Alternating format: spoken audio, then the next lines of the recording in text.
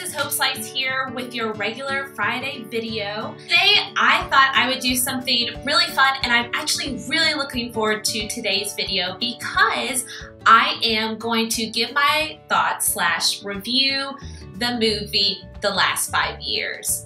And also, after I give the review, I'm going to choose what hashtag that I asked you guys to make for me last week. I want to choose the one that I'm going to be using from now on Twitter, on Instagram, and all sorts of other social media. But you're going to have to wait until the end of the video to find out which one I chose. So stay tuned and let's get to reviewing.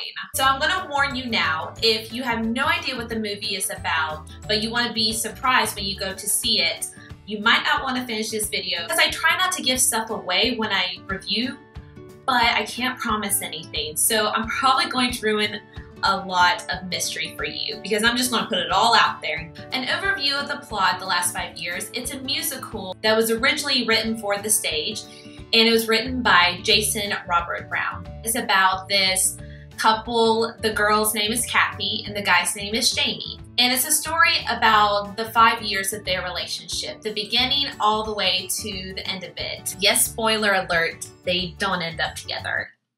The woman, Kathy, she is an actress who moves to the city to pursue her dream of acting and to do theater. And the boy, Jamie, is actually a novelist who wants to also move to the city and get his big break in publishing a novel. So there are 2 points of the story. You have Kathy and you have Jamie. Now, Kathy and Jamie only have 1 or 2 duets together, and that's when their stories collide. And they collide at one point only because Kathy's first song starts at the end of their relationship, and Jamie's first song starts at the very beginning of their relationship. So Kathy's storyline is going from the end all the way to the beginning. And Jamie's storyline is going from the beginning of their relationship to the end. And so they share a duet together when they meet right in the middle, when Jamie proposes to Kathy. Overall, the music was wonderful, and I would see it on stage just purely for the music.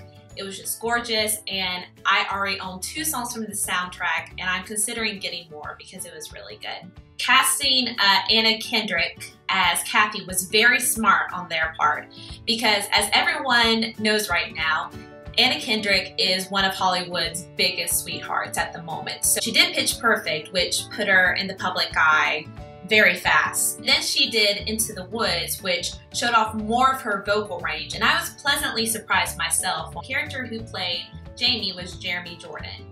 And a lot of people, I don't think have heard of Jordan, but I knew him because there was a show a couple years ago called Smash, and it only lasted for 2 seasons, and I was so sad when they canceled it because it was a story about musical theater and how you write a musical, and it had all these bunch of different characters. But he was in season 2, and he was such a talent. His character Jamie is a lot like his character in Smash in the fact that, yeah, he's a great talent, and everyone around him knows that he's a great talent, but he is pretty much a jerk, and you're left feeling that at the end of the movie, like, wow, this Jamie kid is a real jerk. I do not like him at all. I think it was good to typecast Jeremy Jordan for Jamie because it's a character that people knew he could play.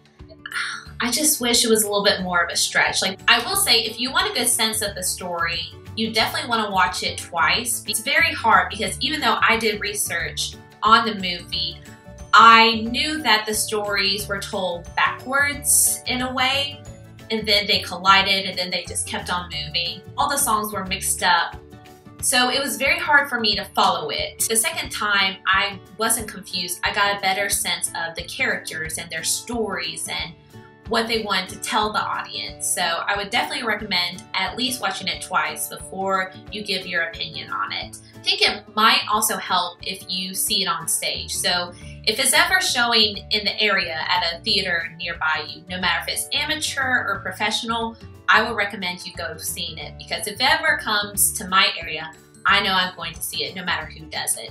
Because a lot of the reviews that I read online, they say that they prefer it on stage. So a couple of facts about the movie in of itself is they sang 11 out of the 14 songs live, which is a lot like Les Mis too, because I think most of, if not all, the songs from Les Mis were live. The song, If I Didn't Believe in You, was shot in one continuous camera move. So Jeremy Jordan sang that song 14 times straight through before they were happy, which is a lot of pressure. And then Still Hurting, Anna Kendrick's first song at the beginning of the movie, she sung it 17 times with 5 different camera setups. Something else I also thought was interesting was I read online and the musical is actually loosely based on Jason Robert Brown's relationship with his first wife. Now that can have a lot of different meanings to it, but for time's sake, I just think that that's very interesting that he wants to put out a musical that is becoming well known by now.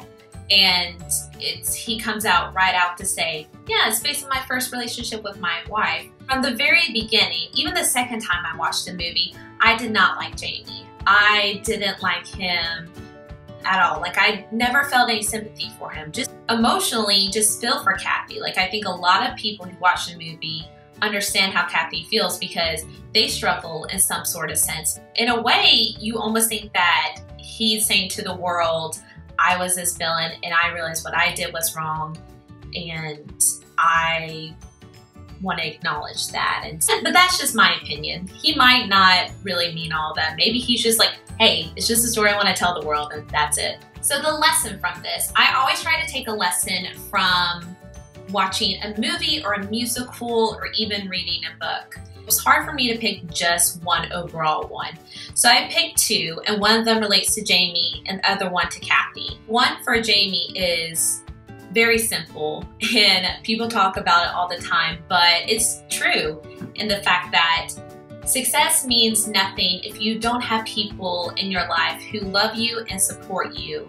And in the beginning, when it all started happening, in the early stages of his novel taking off, Kathy was so good at supporting him, at loving him, even though her career wasn't taking off at all. She was the inspiration for his book. Like, he dedicated the book to her. But when their relationship started to crumble, you could see that Jamie was trying to find other ways to find that love, to find that support. Like, I think it's honestly going to cost him his career if the story were to continue because he doesn't have that inspiration or that support from his wife anymore. And the lesson I got from Kathy was you need to have confidence in who you are as a person and in your abilities before you get into a relationship, but you also need to keep that throughout the relationship. And I think at the very beginning of the relationship, Kathy does have that confidence in herself because things are still fresh and they're still new with Jamie. But when she starts having rejection after rejection and when she starts to lose confidence in herself, and because of that, that doesn't help her career. So I think it's very important, even if you're in a relationship, you still can't rely on that person for your confidence. You have to have that confidence inside of yourself and know what you're capable of and not lose sight of that. I would give this movie a 7 out of 10. The reason I give it a 7 and not a 10 is because it is very confusing. And I also just love it because it was different. Like, I've never watched a movie or a musical that was told in this way. So that's my review for the last 5 years. I hope you enjoyed it and thank you for bearing with me as I do my first review. I hope I did convince you to go see it. I would definitely suggest you go see it at least twice and then let me know what you think. So now I'm going to make the announcement that I know you all have been bearing with me through this whole video for, and that is my hashtag. So I decided to go with Hope Slice of Life. And I want to thank my friend Jessica for sending this one in because I thought about it a lot and I just really love it. I think it's creative. And thank you to all of you who did take the time to think it over and to send me and comment what you thought would be the best one. It really means a lot to me that you guys are watching my videos and you're getting something out of it and you're taking the time to comment just ridiculous things. So thank you to everyone who watches and comments and all that good stuff. So I'm a little bit exhausted now. That was a lot of talking. So I'm gonna head out, but I hope you guys have a wonderful weekend. And as always, I will see you next Friday with another Hoop Slice of Life. Goodbye.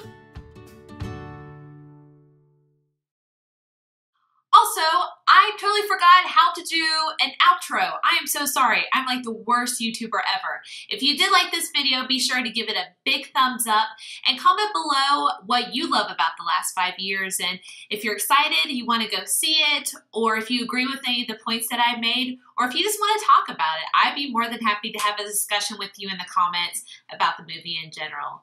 But yeah, I think that's it. Subscribe. You're awesome, you're beautiful, and I'll see you next Friday. Bye.